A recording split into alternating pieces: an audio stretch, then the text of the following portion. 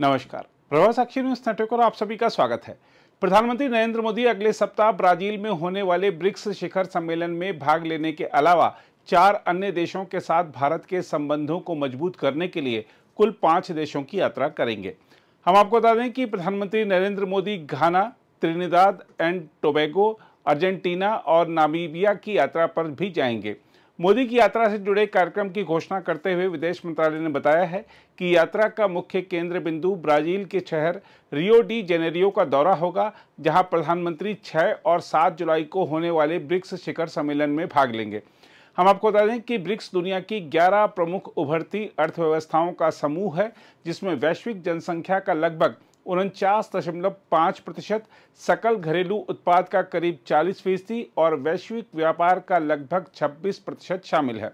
BRICS में मूल रूप से ब्राजील, रूस, भारत, चीन और दक्षिण अफ्रीका शामिल हैं।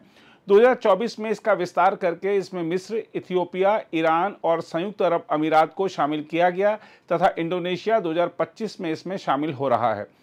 हम आपको यह भी बता दें कि अगले साल भारत को ब्रिक्स की अध्यक्षता करनी है, इसलिए प्रधानमंत्री मोदी का इस बार का दौरा काफ़ी महत्वपूर्ण है। हालांकि बैठक में रूस के राष्ट्रपति व्लादिमीर पुतिन और चीन के राष्ट्रपति शी जिनपिंग नहीं जा रहे हैं, लेकिन भारतीय प्रधानमंत्री का दौरा इस समूह के प्रति अपने उत्तरदायित्व को पूरी तरह निभाने की भारत की प्रतिबद्धता को दर्शाता है।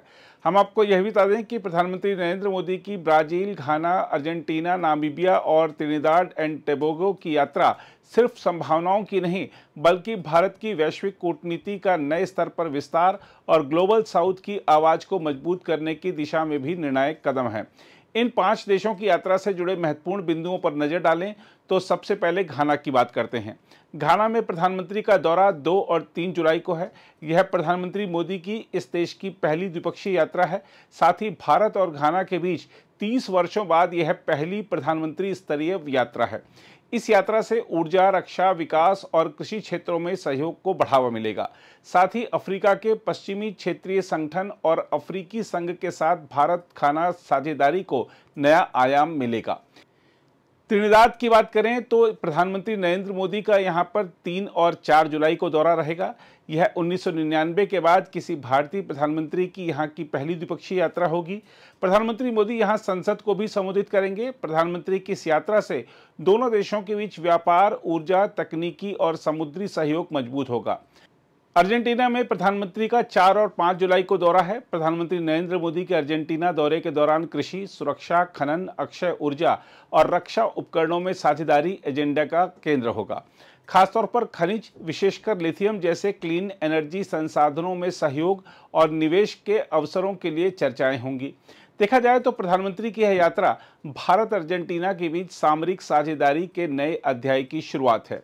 ब्राजील में प्रधानमंत्री का दौरा 5 से 8 जुलाई तक है। प्रधानमंत्री ब्रिक्स सम्मेलन में हिस्सा लेने के साथ ही ब्राजील का राजकीय दौरा भी करेंगे। हम आपको बता दें कि रियो डे जेनेरियो में 6 और 7 जुलाई को 17वां ब्रिक्स सम्मेलन inclusive and sustainable global south की थीम के साथ शुरू होने जा रहा है।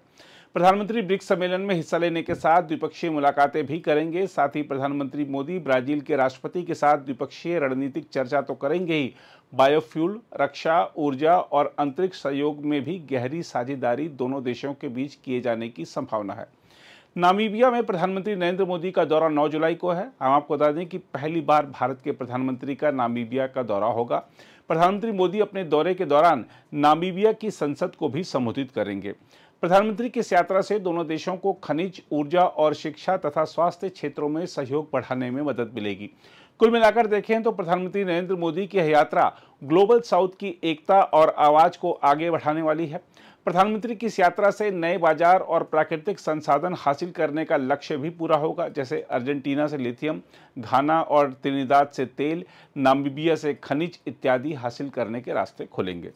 हम आपको बता दें कि प्रधानमंत्री के इस दौरे के माध्यम से भारत न केवल नए बाजार तलाश रहा है, बल्कि आपसी सहयोग, ग्लोबल गवर्नेंस सुधार, ऊर्जा सुरक्षा, तकनीकी साझेदारी और सांस्कृतिक आदान प्रदान को भी मजबूत कर रहा है। बहरहाल इसमें कोई दो राय नहीं कि प्रधानमंत्री की यह यात्रा भारत को वैश्विक मंच पर आत्मनिर्भर, अग्रणी और सार्थक भागीदार के रूप में स्थापित करने की दिशा में उठाया गया कदम है। अगर आप भी लेना चाहते हैं देश दुनिया की तमाम जानकारी तो आज ही सब्सक्राइब करें हमारे चैनल को। साथ ही नीचे दिए बेल आइकन को जरूर दबाएं ताकि हर अपडेट आप तक पहुंच सके।